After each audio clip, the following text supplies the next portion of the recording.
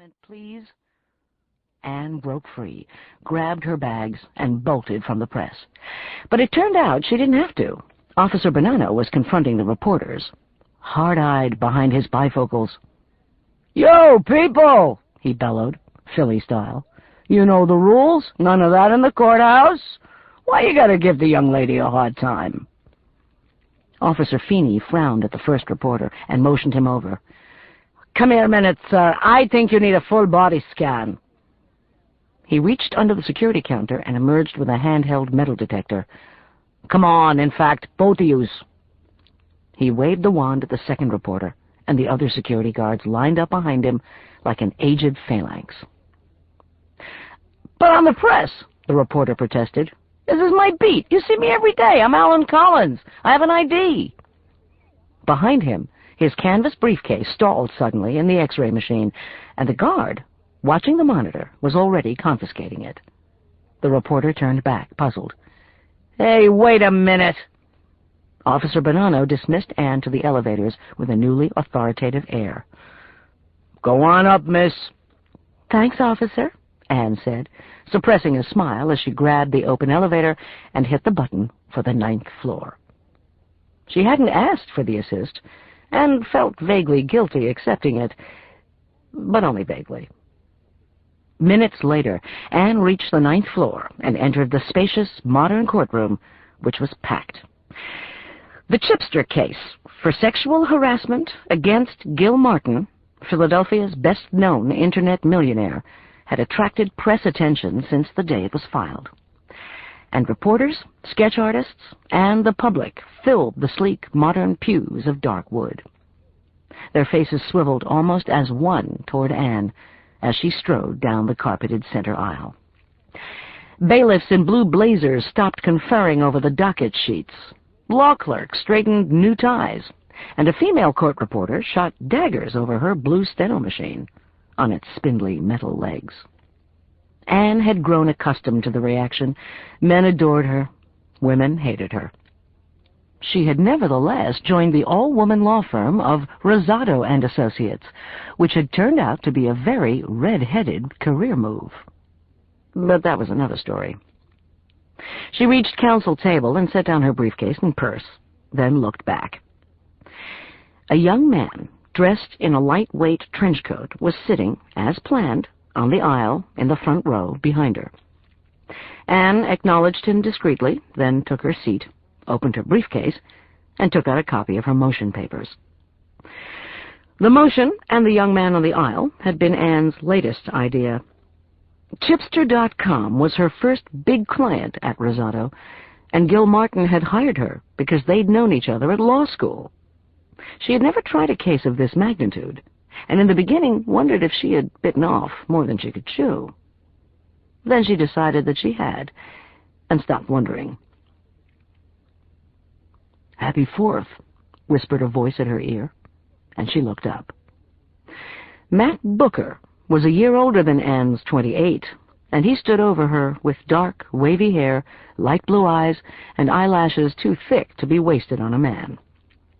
She would have been wildly attracted to him if he hadn't been opposing counsel, but that was an alternate reality.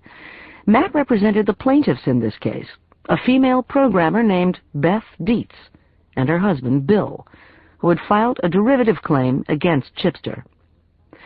Though Anne hadn't dated anyone for the year she'd been in Philly, Matt Booker was the first time she'd been tempted, really tempted.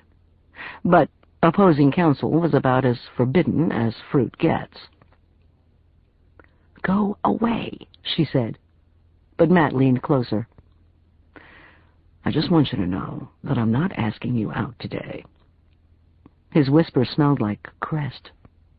"You've turned me down 329 times, and I'm detecting a pattern.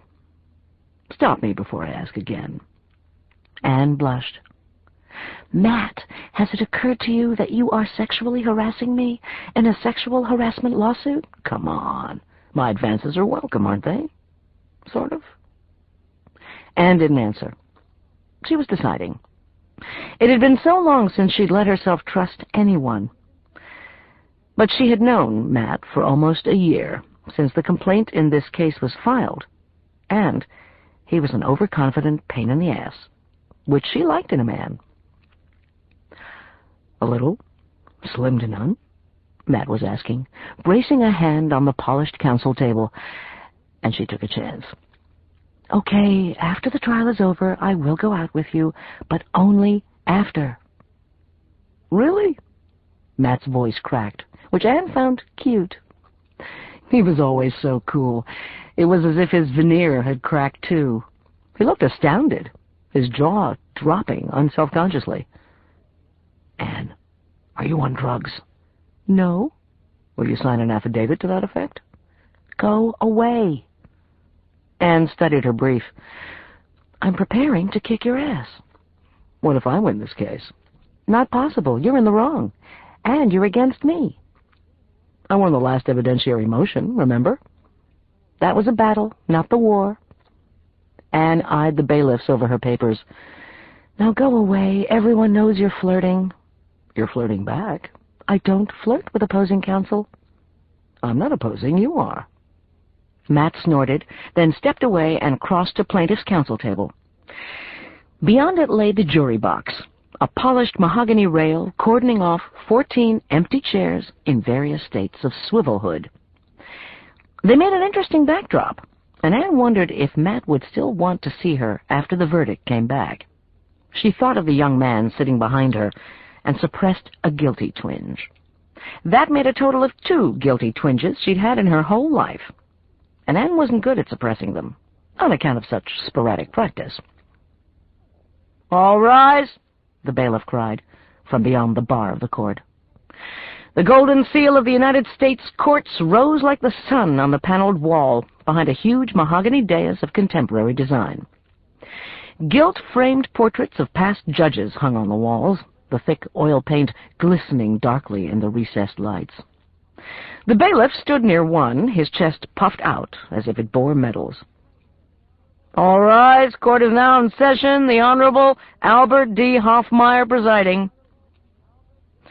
Good afternoon, everybody, Judge Hoffmeyer called out, emerging from the paneled pocket door, carrying a thick accordion case file. The gallery greeted the stocky little judge in return, and he bustled into the courtroom, the hem of his shiny black robes brushing the carpet as he chugged past the American flag and onto the large wooden dais. Then plopped the file onto the cluttered desktop, seated himself in his chair, and pushed up his tortoise-shell glasses. Good afternoon, Miss Murphy. Judge Hoffmeyer smiled down at her, his eyes bright. His wiry hair was flecked salt and pepper, and he wore a stars and stripes bow tie that evidenced a sense of humor legendary on the district court bench. What is it you're troubling us with, young lady? My favorite holiday is almost upon us, and we should all be out buying hot dogs and sunblock. The gallery chuckled, as did the judge. Yes, I like sunblock on my hot dogs. The gallery laughed again, and Anne rose and took her brief to the lectern. Sorry to keep you, Your Honor, but I do have this pesky evidentiary motion. As you know, I represent Chipster.com, the defendant company in this matter, and I'm asking the court to exclude the testimony of Susan Feldman, whom plaintiff intends to call as a witness at trial next week. You don't think the jury should meet Ms. Feldman, counsel? If Judge Hoffmeyer appreciated Anne's beauty, he hid it well, and she didn't kid herself that he'd let it influence him. It took more than a pretty face to win in a federal forum. Usually. Not at all, Your Honor.